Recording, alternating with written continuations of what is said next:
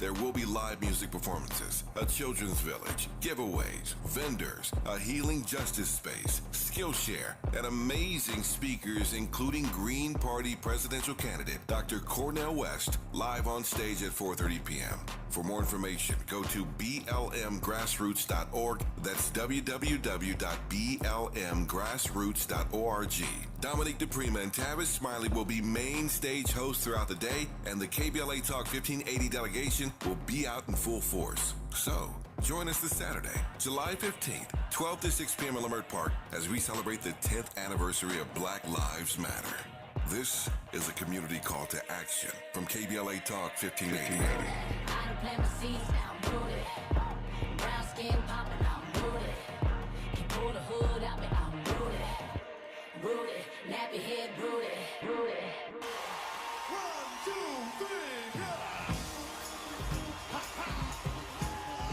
Let's get it going.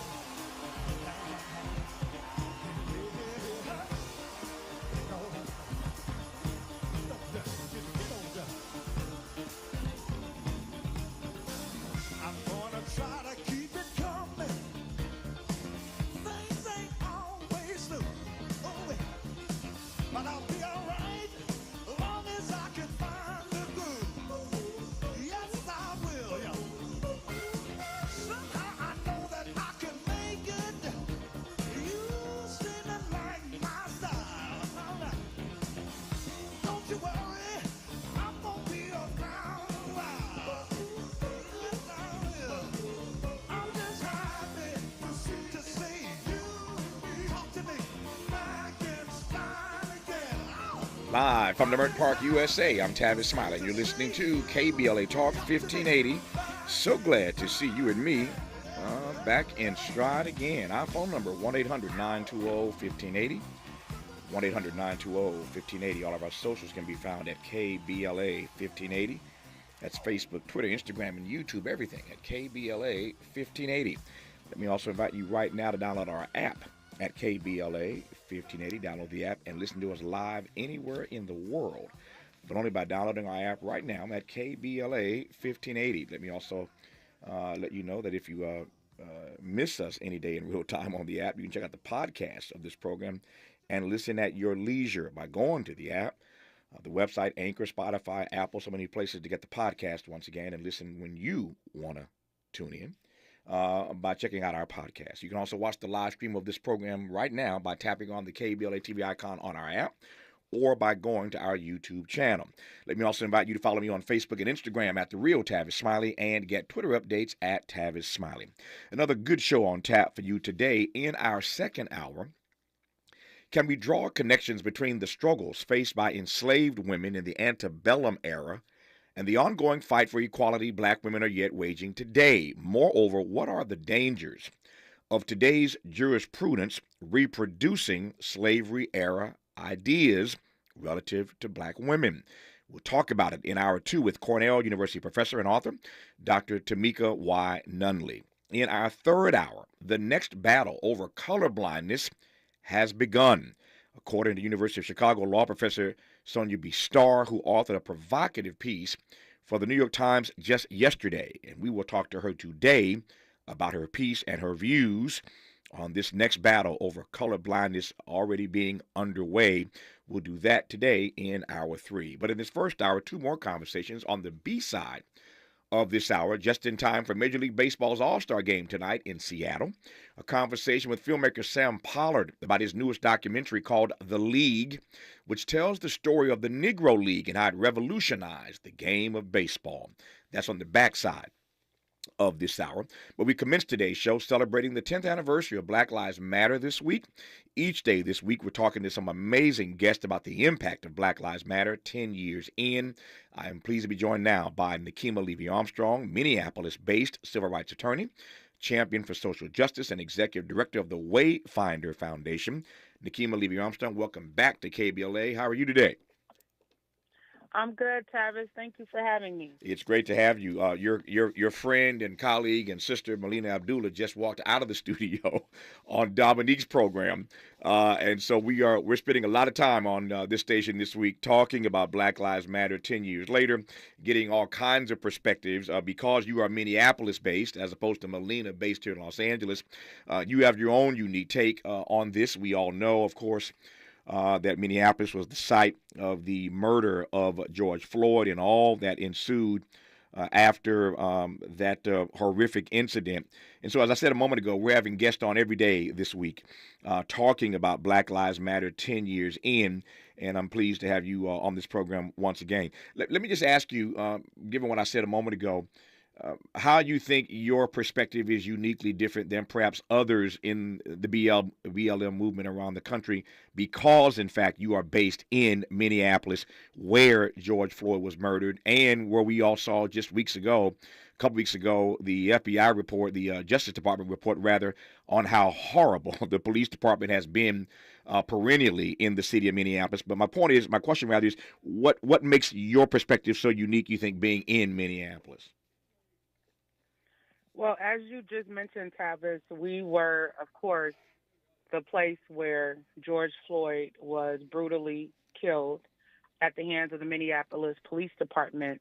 And I think what folks who live outside of Minneapolis or outside of Minnesota maybe weren't aware of is the fact that we have been marching and demonstrating and fighting for justice for many, many years. As a matter of fact, our first major demonstration happened after Trayvon Martin was killed, and we know that George Zimmerman was acquitted in that situation.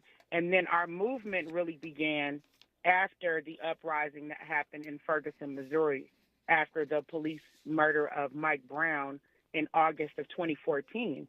So we have been very consistent, boots on the ground, raising our voices, mobilizing people and organizing. And we've had a lot of what I would call wins along the way in terms of being able to uproot various elected officials, police chiefs, people in high places over the years because of the issue of police violence and the lack of police accountability. So I think that's what makes us unique.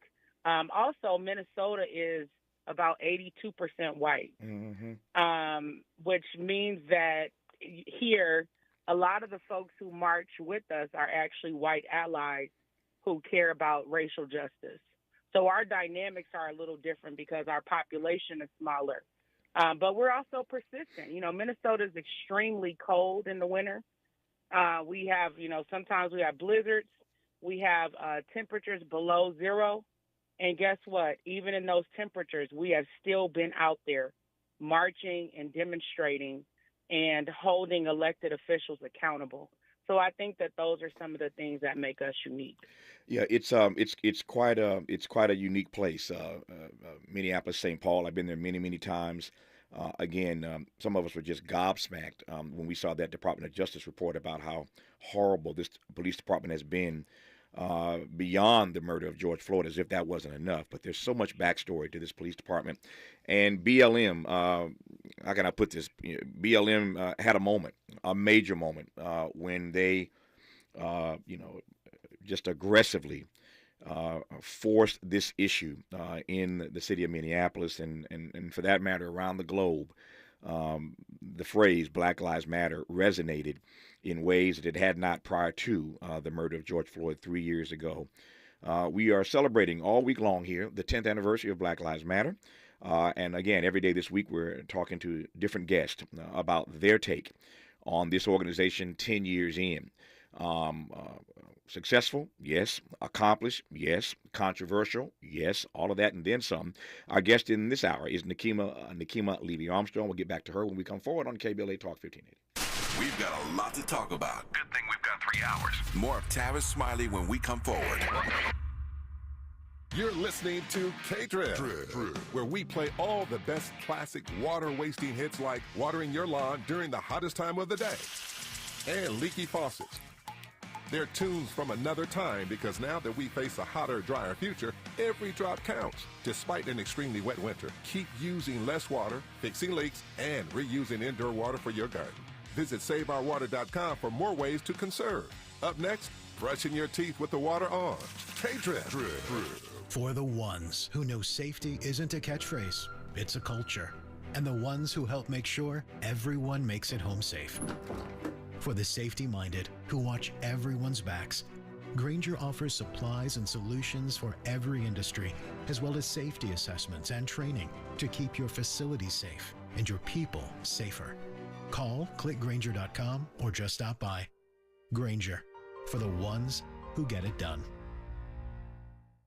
The Dell Technologies Black Friday in July event starts now with limited quantity deals on top business PCs with Windows 11 Pro. Save on select Vostro laptops with built-in security features and select Latitude laptops with enhanced privacy, collaboration, and connectivity. Plus, get special financing with Dell Business Credit. Dell Technologies recommends Windows 11 Pro for business. Call a Dell Technologies advisor at 877-ASK-DELL. Offered to business customers by WebBank, who determines qualifications for and terms of credit. Moments like my daughter telling me a new joke mean a lot to me. But after being diagnosed with metastatic breast cancer, or MBC, which is breast cancer that is spread to other parts of the body, they mean even more. I take Ibrance, palbociclib.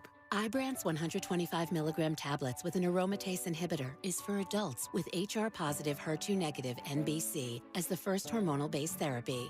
Ask your doctor about Ibrance and visit Ibrance.com. Ibrance may cause low white blood cell counts that may lead to serious infections. Ibrance may cause severe inflammation of the lungs. Both of these can lead to death. Tell your doctor right away if you have new or worsening symptoms, including trouble breathing, shortness of breath, cough, or chest pain. Before taking Ibrance, tell your doctor if you have fever, chills, or other signs of infection, liver or kidney problems, are or plan to become pregnant, or are breastfeeding. Common side effects include low red blood cell and low platelet counts, infections, tiredness, nausea, sore mouth, abnormalities in liver blood tests, diarrhea, hair thinning or loss, vomiting, rash, and loss of appetite. Conversations that matter.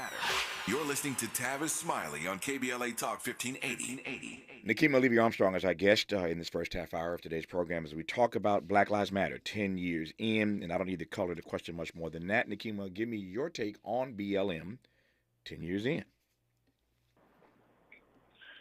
Did you said give? Give me your take on Black Lives Matter 10 years in, yes. Well, I think that Black Lives Matter has been incredibly successful. It has been seen as one of the largest mass movements in history, especially in the aftermath of George Floyd being killed, where literally millions of folks around the world took to the streets demanding justice for George Floyd, demanding justice for all stolen lives, and also pushing for change within their various jurisdictions. As a matter of fact, the uprising that we recently saw in France in the aftermath of a young man of color being killed by police and people taking to the streets, I believe is a reflection of the work of the Black Lives Matter movement with regard to raising awareness, with regard to reminding people that you have a voice and you have a responsibility to use your voice when you see injustice. And the fact that we've been able to demonstrate that as people are persistent, as they take to the streets, as they go into the halls of power, that we can affect change. Sadly, sometimes change is taking far, far too long. But again, we have been able to see some changes happen, not only in our city and in our state, but in other places around the country. We still have a long way to go. And I would say other aspects of the movement that we have to be mindful of is the fact that any time throughout American history where you have seen Black people in particular rise up, there have always been forces that have tried to rise up and shut down the work, the labor, the ingenuity, and the persistence of Black folks in fighting for their liberation.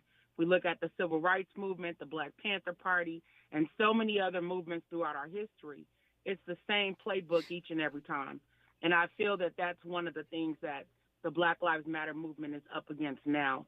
But we have to keep our eyes open and stay vigilant and understand that sadly, attacking a movement like this is par for the course in American history. Mm. There's a few things that you've said that I want to kind of interrogate. Let me start with this. You mentioned the civil rights movement, and indeed, as we all know, during the movement there was government infiltration. There's been all kind of evidence that I could point to over the last 10 years of a number of entities trying to infiltrate Black Lives Matter. What's your read on that? Well, I think that it should let folks know that our movement is considered to be dangerous to democracy, even though we know that it's not. I remember that one of the original founders of the BLM movement wrote a book called When They Call You a Terrorist, because of the fact that Black folks who stand up for their rights are considered to be enemies of the state. And we saw that with Dr. King, someone who we now celebrate at least on an annual basis. We dissect his writings, we use his words, but we forget about the fact that his phone was tapped, that he was constantly under scrutiny and being threatened by the FBI and the powers that be, and that they did everything in their power to try to silence him and to shut down the movement for civil rights in this country. And it's really sad that in 2023, we're still dealing with the same thing. There have been articles that have come out that have talked about the government's role in trying to infiltrate the Black Lives Matter movement, as you just said, Tavis. And we also know that many of us have been labeled as Black identity extremists. I believe if we were to pull back the curtain in many of these cities, that there would be files on many of us who have advocated for justice. What I'm pausing here only because I want to phrase this the right way. What do you make of the fact that the government continues to do this? It's not just the civil rights movement. We could go to the Black Panther Party, COINTELPRO. This is nothing new, and yet it continues unabated, where the government feels threatened by a particular entity or organization. And again, you look up and there's all kind of evidence that suggests that they're trying to infiltrate. What's your take on why? And I'm not naive in asking this. What's your take though on why that continues to happen? This line through all of our protests over centuries, it's still as real as rain. Well, I think the sad part is with all of the challenges with the system of policing in this country, that there are still forces within our government and within society that want to keep things the same. And they will go to great lengths, including surveilling people, putting out false information, and even murdering people, as we've seen with some of our greatest leaders throughout our history, that they will go to those lengths to try to silence us as a people. We know that we are not living our best lives collectively as Black Americans. When you look at the disparities, when you look at the fact that we still have not received reparations for the abuse and brutality and degradation and denial of opportunities that we suffered as a result of the institution of slavery, the Jim Crow system, and all of the laws and policies that have been put in place over the years to deny our rights as a people. And so we have to be knowledgeable about the fact that these forces exist, that they will go to extreme lengths to try to silence us. And yet, in the spirit of our ancestors, we still have to find a way to stand up and fight back and not allow these things to continue to happen, even though we are up against a very dangerous system. I was thinking last night about Occupy Wall Street, and they were also subject to government infiltration some years ago. Clearly, Occupy Wall Street did not survive 10 years, as has Black Lives Matter. But one of the similarities between Occupy Wall Street and Black Lives Matter is that neither of these organizations, entities, um, decided to have or elected to have a particular person leading the organization. There is no titular head, if you will, of Black Lives Matter, just as there wasn't for Occupy Wall Street.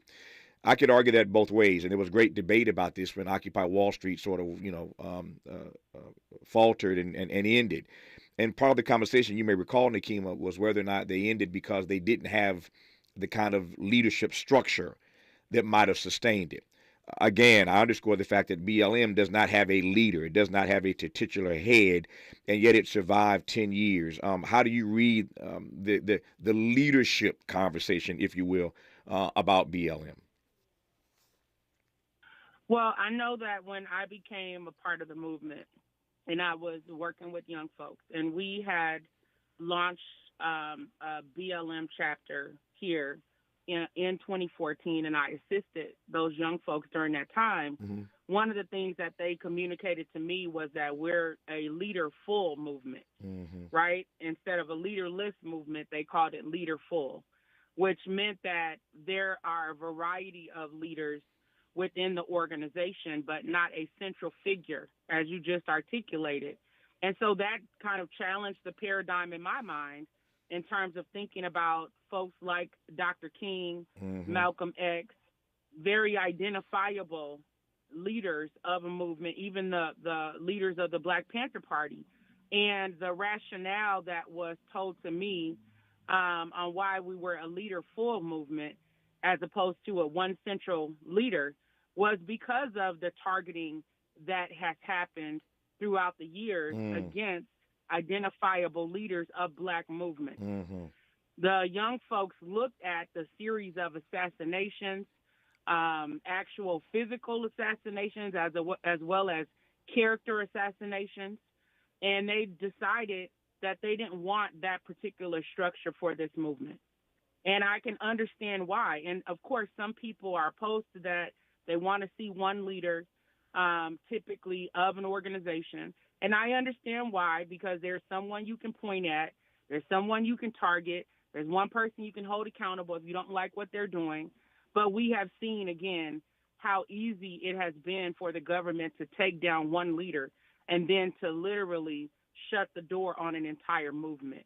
Think about what happened in the aftermath of Dr. King being assassinated and how it literally took the steam out of the civil rights movement. And despite folks' best efforts to keep the movement alive, at that point, it essentially went underground, if you will. I don't think it died, but it went underground. And I think the Black Lives Matter movement was able to pick up those embers that were left behind and breathe new life into the movement of the 21st century. Yeah. One of the other issues, and again, when you talk about an organization that's survived 10 years, you have to talk about the good, the bad, the ugly, talk about all of it if you want to be earnest and transparent as we attempt to be here on this program and on this station. And again, here's another through line. With every Black organization that's engaged in protest against systems and structures, there are always issues raised about their fiscal solvency. About the way they manage their money. The same has happened to BLM. It happened to Dr. King. It happened to SCLC. They tried to get King individually, as you know, on tax evasion. Same thing happened to the Black Panthers. I can think of no organization, again, that's engaged in protest that does not at some point in time, not just organizations, but leaders themselves, as I mentioned, King being chief among them, who at some point don't have to answer a bunch of questions about fiscal issues. And certainly BLM has had its share of bad press about fiscal matters, but people use those questions or that bad behavior by some bad apples in a particular organization to dismiss the work overall of the organization. That's a mouthful, but your response to that? Well, that's what we've seen happening, unfortunately, with the Black Lives Matter movement. The issues that arose in the aftermath of George Floyd being killed and literally tens of millions of dollars coming into the organization, and there not being an infrastructure to properly handle such a significant influx of cash has had an impact on BLM's reputation, which I think is unfortunate because the reality is that many BLM chapters around the country don't receive funding, have not received funding, or have received very little funding, but have put in the work to fight for police accountability and more transparency amongst those in elected positions. So I think it's a travesty of justice that an entire movement has had to suffer as a result of people's perceptions of things that happened that were beyond many of the activists' control in the movement. But what we've noticed is no one has been arrested. There hasn't been any concrete evidence of any illegal or criminal activity, at least as far as I've seen. But yet folks have run with a narrative, a false narrative in some respects, and have used that to cast aspersions against one of, if not the largest mass movement in American history. Okay. Let me close with this in the 90 seconds I have left. You kind of mentioned this earlier in our dialogue, and that is the worldwide impact that BLM has had. It's still, shocking to me. I get goosebumps when I think about the aftermath of the murder of George Floyd, and all around the world seeing BLM signs everywhere. How did that make you feel? I'm just honestly blown away. I knew that the work of the people in the past, Dr. King, Rosa Parks, so many others who fought for civil rights, was vitally important. And of course, I read about those things, but being a part of the movement and seeing the movement has opened my eyes in a new way to understand the challenges and the opportunities that come along with standing up and fighting for our freedom and refusing to go along with the status quo. Yeah. I believe that those opportunities to stand up and fight are still there, and we have to take advantage of them. No question about that. The struggle continues as we celebrate the 10th anniversary of Black Lives Matter. If you are in the Los Angeles area or want to come to LA this weekend, it's a great time to come. The weather's good. Black Lives Matter turns 10, and this weekend is the People's Justice Festival in Leimert Park, adjacent to this studio, this Saturday from 12 to 6 p.m. We'll be outside all day celebrating BLM's 10th anniversary. There are performances, there are giveaways, there's a children's village, there are vendors, healing justice space, all kind of things, including a number of great speakers. Cornel West, Green Party presidential candidate, takes the stage at about 4:30, among others. And so it's going to be a great celebration this weekend of BLM's 10th anniversary. And Nekima Levy Armstrong has been a part of that for the last decade. And we thank you, Nekima, for your work and witness, and good to have you back on this program. Thank you, Tavis. Thank you for your support, and thank you for having me. My great delight. We'll do it again. More of Tavis Smiley after news, traffic, and sports on KBLA Talk 1580. Be sure to like and follow Tavis Smiley at The Real Tavis Smiley and get Twitter updates at Tavis Smiley. The conversation continues when we come forward. I'm Mike Moore. Here's the latest from the Black Information Network. A grand jury is set to decide whether former President Trump should be charged for his alleged efforts to overturn the 2020 election. The grand jury is being seated in Atlanta, Georgia today as part of Georgia's election investigation. Democratic District Attorney African-American Fonnie Willis is looking into Trump's calls to the Georgia Secretary of State in early 2021. In Illinois, residents impacted by last week's flooding in Chicago's West Side will get a chance to make their voices heard at a meeting today. African-American State Representative LaShawn Ford says the issue is real in the Austin neighborhood. Some local officials are calling on Governor Pritzker to declare a state of emergency and seek federal dollars. And that's the latest. I'm Mike Moore from your 24/7 news source, the Black Information Network and BINnews.com. A busy drive as you travel Downey. It's going to be a problem in Rosemead. It looks like Monterey Park, a crash partially blocking lanes on that 60 west around Atlantic, partially blocking a traffic lane here. Busy from Paramount. The 60 east at Rosemead Boulevard, second lane from the left is tied up with a collision. We're loaded up here from Paramount Boulevard. South LA, somebody broke it down to the 110 north at Manchester, stuck in the center divider. And Downey, it's a stalled vehicle here on the 105 west at Lakewood Boulevard. That is in the right lane, and it has slowed the drive from at least the 605 freeway. Bank of America has powerful digital solutions for local and global businesses, so you can make every move matter. Visit bankofamerica.com/banking for business to learn more. Bank of America, N.A. Copyright 2023. This is the KBLA Sports Minute with Ray Richardson. Chris Eubanks has two very important distinctions attached to his name. He's only the third Black American male tennis player to reach the quarterfinals at Wimbledon. He's also the only American male left on the Wimbledon bracket. Eubanks, who grew up in Atlanta, continues his push towards history tonight. He faces Daniil Medvedev of Russia in the quarterfinals. Only two other Black American males made it to the Wimbledon quarterfinals. The legendary Arthur Ashe did it in 1968, 1969, and 1975. Malachi Washington made it in 1996. The Dodgers will have three starters in tonight's Major League Baseball All-Star game in Seattle. Right fielder Mookie Betts, first baseman Freddie Freeman, and designated hitter J.D. Martinez. No debates, no speculation, just the info you need. That's your KBLA Sports Minute. I'm Ray Richardson. More news, opinions, and conversation when we come forward on KBLA Talk 1580. We've got a lot to talk about. Hi, we're Tasha, Chill, and Euro from KBLA's Lyric Lounge. Check us out every Saturday from 4 p.m. to 5 p.m. and every Sunday from 6 p.m. to 7 p.m. Tune in as we break down some of your favorite song lyrics from all genres of music. From gospel to pop and hip-hop to rock and everything else in between, we cover it all. So come hang out in the Lyric Lounge with Tasha, Teal, and Euro every Saturday afternoon at 4 p.m. and every Sunday at 6 p.m. Let the music play. Unapologetically progressive. KBLA Talk 1580. We've got your black.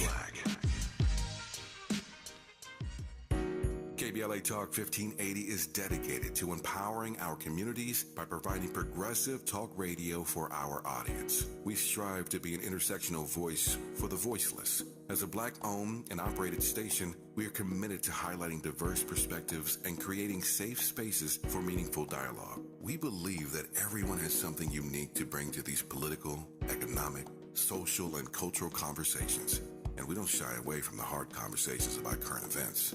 We endeavor to be a beacon of hope and understanding while boldly challenging listeners to think more deeply about difficult topics that impact us all. With this in mind, our mission statement at KBLA Talk 1580 is simple: to create an inclusive platform that promotes civil discourse through honest dialogue and encourages personal growth among our listeners so they can become the active agents of change. Our vision is to establish ourselves as the premier radio network with relevant programming across the beloved community, connecting people through shared experiences and collective power for lasting impact beyond these challenging times.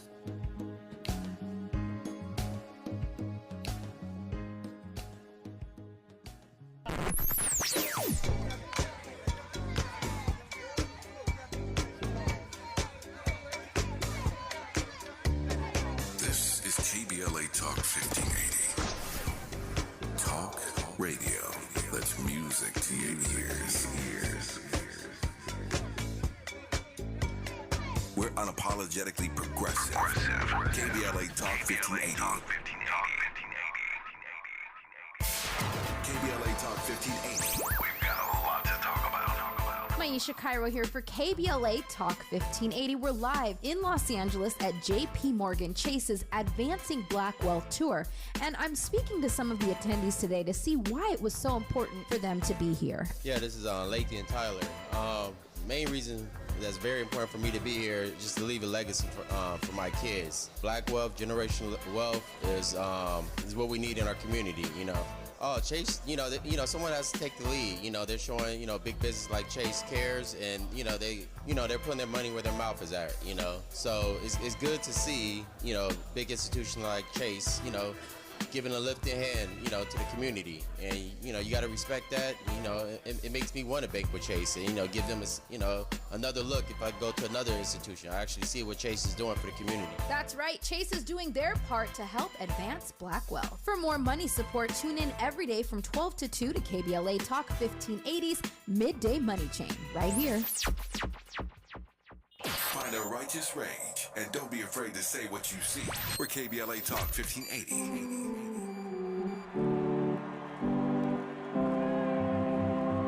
Take me out to the party. Take me out.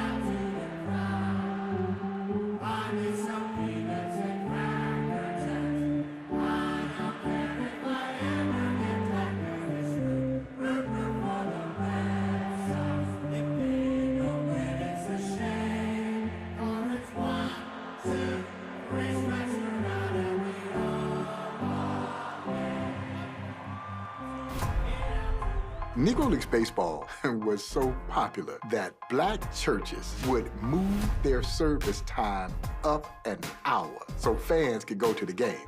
If you know anything about the black church, you don't mess with service time. There were African American professional ball players in the 19th century. But segregation starts to tighten its hold. Well, what do you do? We can do this on our own. A few entrepreneurs see that a black club can be a successful business. Rube Foster, light years ahead of his time. Effa Manley. The first lady of black baseball. Negro League players made the game more up-tempo, bunt and run. Base stealing. These incredibly acrobatic catches.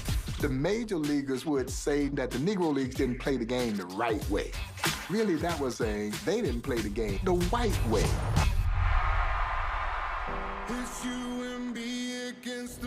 Wherever you had successful black baseball, you typically had thriving black economies. You have vendors and you have advertising. You know, people were making money from it. But integration was going to kill their businesses. It was good morally, but that progress came at a cost. White fans saw a kind of baseball they had never seen before. The great ball players of the leagues. Jackie Robinson. Buck Leonard. Satchel Paige. Willie Mays. Cool Papa Bell. Hank Aaron. Oscar Charleston. Joshua Gibson. Would transform the game.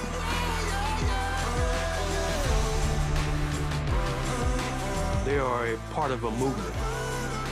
Before we coined the term civil rights movement. Man, they didn't care about making no history. They just wanted to play ball.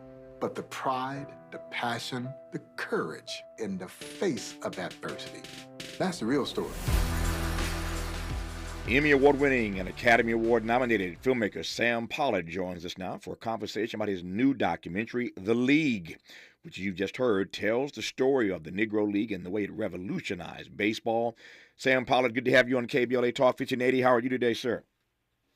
I'm good talking to you. How are you doing, Tavis? Man, if I complained, I'd be an ingrate. I'm doing well. Glad to have you on the program, and congratulations on this powerful, powerful documentary. I always love the backstory. With all the things that you could have focused your lens on, why the Negro League? Well, it really happened about 10 years ago. A gentleman named Byron Bodley, whose dad had been a Negro League umpire in the 40s and 50s, reached out to me about wanting to do a documentary about the Negro Leagues. I knew a little bit about the Negro Leagues growing up in New York in the 60s. I knew about Satchel Paige and Josh Gibson, but I didn't know about people like Effa Manley and Rube Foster. So this was a really interesting way to learn the complex history of the evolution of the Negro Leagues in the 20th century. Mm-hmm. When you say the evolution of the Negro Leagues, tell me about that part, the evolution of the league. Well, Rube Foster, who was a phenomenal pitcher, who was the manager, who was an owner of the Chicago American Giants, in 1920 decided to bring together a bunch of Negro League executives and create the Negro National League. They had their own league, much like the major leagues. Mm-hmm. And they decided they were going to play against each other. And a few years later, there was the Colored Negro League that came along, and they played against the Negro National League. And they were able to have their own teams in the Midwest and in the Northeast. And then that league folded in the late 20s, but then another league came about in the 30s through two gentlemen, Cum Posey of the Homestead Grays and Gus Greenlee of the Pittsburgh Crawfords. And they created an East-West classic where teams from the East and teams from the West would get together like the National League, like the American League, the Major League All-Star game, and play against each other. So it was a phenomenal period. And you had great players coming along like, Cool Papa Bell and Satchel Paige, and Josh Gibson. It was just a wonderful time. And then by the 40s, people like Monty Irvin and Jackie Robinson and Larry Doby were playing. And then things changed after Jackie Robinson got selected to be a part of the major leagues through Branch Rickey and the Brooklyn Dodgers. Yeah, we know that part of the story fairly well these days. We'll get back to that in a second, I think. But what's fascinating for me is the way, and you explore this, of course, in the documentary, the way that black baseball was an economic force, a social pillar in these black communities. One has to laugh and one hears that black churches would move the time of the services so that black folk could get to these games. Clearly, this was a pillar, a social pillar in the community. As I said earlier, it was an economic force to be reckoned with in the community. Tell me about that part of the story. Well, this is an important thing to remember. You know, during the time of Jim Crow and segregation, black communities had to figure out how to survive. Mm-hmm. They had to create their own businesses. They had to create their own ways to make a living. So when Negro League owners decided to put together their teams, it was a way to not only entertain the black community, but to economically help the black community. They created not only the teams, but they also created concession stands and vendors. They created places where people could go and watch games, but also buy food and be entertained. So like other things within the black community, like in terms of self-sufficiency, this was another way that the community was self-sufficient during a time of horrific Jim Crow and segregation, when we were told we were second-class citizens. Yeah. I could spend hours talking about the unintended consequences of integration. In fact, over my career, I have spent hours in a variety of places talking to a variety of people about the unintended consequences of integration. How do you explore that particular subject in the doc? Well, you know, in 1964, Tavis, I was 14 years old. Mm-hmm.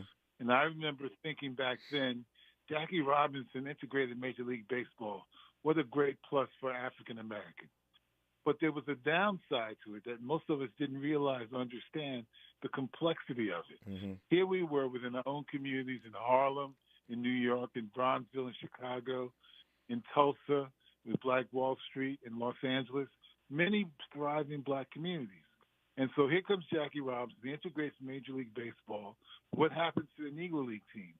They start to lose their players to the Major League. Mm-hmm. What happens to black communities with the rise of the Civil Rights Movement? Now, we know there's pros and cons about the Civil Rights Movement, but these communities start to lose their players, they start to lose their businesses, and they start to struggle and suffer, you know, because before integration took hold, you know, the black communities had working class people and professional people all living in the same community.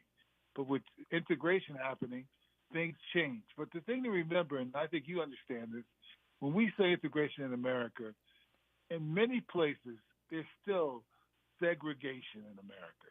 So this notion of integration is sort of, there's a sort of complexity to it that people don't really really dig into. And I think we want you to understand that, integration is an upside and a downside to it that we should always be aware of. And that's what we try to do in telling the story of the Negro League. Yeah, it's a subject fraught with all kind of tension, to be sure. And again, as I said, I've had many conversations over the course of my 3-decade career about the upside and the downside of integration, and it's prevalent and present in this documentary called The League, which tells the story of the Negro League and the way it revolutionized baseball. When we come forward, the director of that project, the filmmaker Sam Pollard, we'll talk about Effa Manley, the iconic Effa Manley, the activist owner of the Newark Eagles and the only woman ever admitted to the National Baseball Hall of Fame. We'll talk about her when we come forward with Sam on KBLA Talk 1580. A safe place to go loud. A great place for progressive politics. KBLA Talk 1580.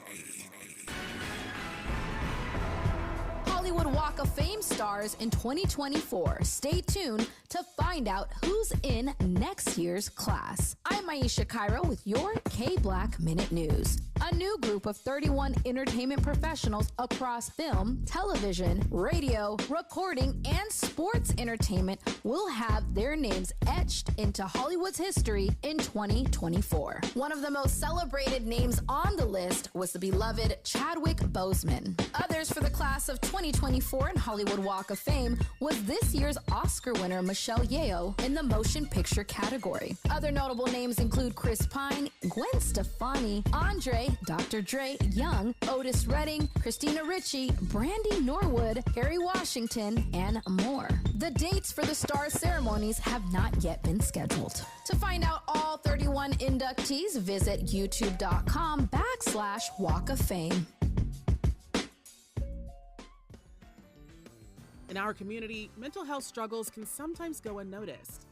The suicide rate among Black youth has risen faster than any other ethnic group. Only 1 in 3 African Americans who need mental health care receives it. African American women are only half as likely as their Caucasian counterparts to seek professional mental health services. Even those who guide us spiritually can sometimes face their own challenges. 45% of pastors say they've experienced depression or burnout to the extent they need to take a leave of absence from ministry. As people of faith, it's time to acknowledge it's okay not to be okay. You can pray and get help. Visit normalizehelp.org for more information and resources. Join us in raising mental health awareness in our community.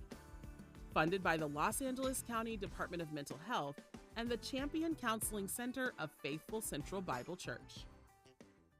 Have you heard about Lendistry? Lendistry is a national Black-led small business lender that is headquartered right here in LA. Once you've started your business, Lendistry provides flexible financing options starting at $50,000 to help you access the affordable capital needed to grow. Whether financing is needed to increase working capital, acquire a business, purchase inventory and equipment, or refinance debt, Lendistry has a solution for you. Lending products range from traditional business term loans and non-revolving lines of credit to SBA 7A loans and commercial real estate financing. Lendistry's pre-application process is simple and does not impact your credit score. Visit lendistry.com/KBLA to learn more and to get started with an application right from the website. Interrogating your assumptions and expanding your inventory of ideas. Let's get back to Tavis Smiley on KBLA Talk 1580. Sam Pollard, tell me about Effa Manley. Oh, Effa Manley is a fascinating character, Tavis. Here she was, and there was this sort of discussion, was she really a black woman? Was she a white woman? But I don't really think it matters. Here she was. She married a gentleman named Abe Manley, and she became co-owner of the Newark Eagles. And she led the team to win the 1946 Negro League World Series. But what really stands out about her was, and people didn't realize this, and I didn't know this when we were doing the film, that Branch Rickey, who signed Jackie Robinson and Roy Campanella and Don Newcomb, never compensated the Negro League owners for these 3 players. And Effa Manley made a lot of noise about that in the media and publications, and basically felt that Negro League owners should be compensated for these players being signed by white major league owners. And I think you got to applaud that, and she was able to get Bill Veeck of the Cleveland Indians to compensate her for the services of Larry Doby, who became the first African-American ball player in the American League. So she's a fascinating human being. Mm-hmm. So I'm just curious now. So Branch Rickey never paid anybody, as the story goes. Never paid anybody. And so the mythology of when we see that footage or those photos of Branch Rickey signing Jackie Robinson. Mm-hmm. Well, he never paid the Kansas City Monarchs for signing Jackie Robinson. My question I asked myself is, what did Don Newcomb and Campanella and Jackie think about that? Yeah. That would be a good question to find out. Yeah. And I my assumption is that nobody ever asked him that question on the record. Probably never did, but somebody should have. Yeah. Point well taken. More when we come forward with Sam Pollard, filmmaker behind this new documentary called The League, about the impact of the Negro League. We're having this conversation on the eve of the All-Star game tonight in Seattle. You're listening to KBLA Talk 1580. The station you turn to when you've had it up to gear with cultural incompetence. KBLA Talk 1580. Hey LA, are you feeling the heat? LADWP has rebates up to $225 on new air conditioners to help you beat the heat and save money. Plus, you can sign up for Level Pay to get predictable monthly bills for easy budgeting. Stay cool. Visit LADWP.com/COOL-LA. That's LADWP.com/COOL-LA. Wendy's is open till midnight or later, so you can give in to the craving and go night mode.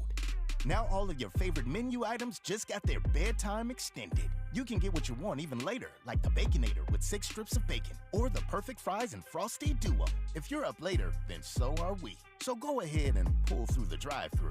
When the craving hits, go night mode at Wendy's. Open till midnight or later. All right, see ya later. At participating U.S. Wendy's, hours may vary. KBLA Talk 1580. We've got a lot to talk about. KBLA Talk 1580 reminding you that we keep us safe. The Center for the Pacific Asian Family was founded to help address domestic violence and sexual assault in the Asian and the Pacific Islander communities. The Center for the Pacific Asian Family's mission is to build healthy and safe communities by addressing the root causes and consequences of family violence and violence against women. They are committed to meeting the specific cultural and language needs of the Asian and Pacific Islander women and their families. CPAF's vision is of an Asian and Pacific Islander community that embraces healthy relationships and works in partnership with other communities to eradicate all forms of violence. To access services, volunteer, or for more info, visit nurturingchange.org. At KBLA Talk 1580, we believe everyone deserves to be safe. This is a community call to action from KBLA Talk 1580. At Charmin, we heard you shouldn't talk about going to the bathroom in public, so we decided to sing about it. Roll Charmin ultra strong when you drop in the beat. It cleans with way less effort on your seat. Yeah, roll it, drop it. Yeah, roll it, drop it. Charmin flows extra strong from the road. Your butt hella clean while you're sitting on the bowl. Yeah, it's all you need for that bathroom groove. Get you in and out without nothing to prove. Charmin Ultra Strong cleans better so you can use less. Enjoy the go with Charmin. Let's unpack a little bit more with Tavis Smiley. The conversation continues right now. Sam Pollard, in light of the All-Star game tonight again in Seattle, what's your take on the way the Negro League revolutionized baseball as we know it even today? Well, when you think about baseball and you think about the impact of the Negro League in terms of bunt and run and stealing bases, if you look at the evolution of the game, when black players integrated Major League Baseball, from Jackie Robinson to Maury Wills to Ricky Henderson to Willie Mays, they changed the whole style and the tempo of the game. And think about it this way, Tavis. Anytime black athletes have went into primarily white sports back in the 20th century, be it baseball, football, or basketball, they brought to those games what I call the black athletic aesthetic that Nelson George talked about in my Bill Russell documentary. Mm-hmm. And they revolutionized the game. And people don't really want to understand and deal with the fact that American culture is a lot has to do with the African-American experience. It's informed by the African-American experience. And if people understood that in terms of clothing, in terms of music, in terms of language, it's all part of what makes America what it is today. No question about that. The documentary is called The League, and as you've heard in this conversation for the last 30 minutes, it tells the story of the Negro Leagues and the impact that they had on baseball even today.